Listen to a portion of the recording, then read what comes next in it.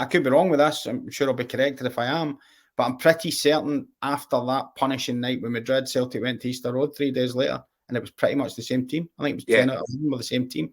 And they were totally flat and drew 0-0 and dropped 2 points. I don't see that type of thing happening this year. I think there's enough quality within the unit that you'll be able to mix it up, no problem, without any fears. Yeah, and I think his big thing in terms of the recruitment, Swanee, was that he wanted to, it wasn't numbers that he needed. No, enough of them.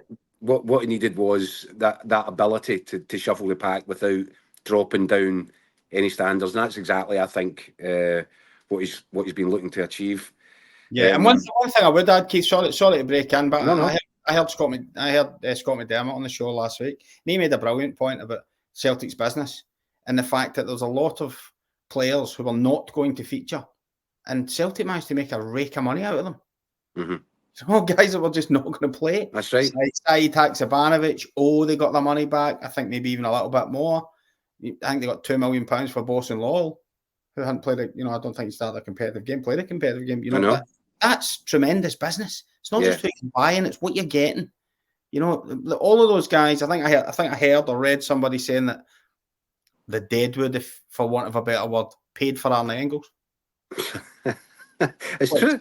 It's true. And you're looking at a situation where Mikey Johnson's leaving the club for, 4 or 5 times what Rangers got back for Todd Cantwell. Yeah, exactly. So, but I mean, so they've done a brilliant job in streamlining it, because we've heard, listen, we all follow the English football, and we've heard the stuff about, with Chelsea and things like that, and how too many players can just bloat a dressing room, bloat a training session. It becomes impossible. I'm not saying it was as bad as that at Celtic, but it had to be. Brendan Rodgers had made it clear it needed to be streamlined. He now seems to be really streamlining it with all guys that he can trust. Yeah, that's really exciting for Celtic.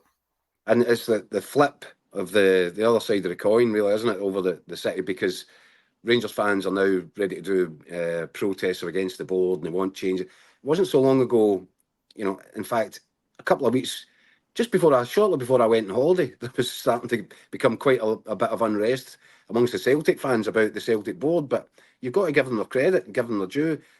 It was obvious, I felt obvious, that they were always going to spend money because they had to. But they did do it, and they haven't scrimped. They brought in exactly the calibre of player that the manager was calling for, and you what a mood change already. It's just went like that, hasn't it?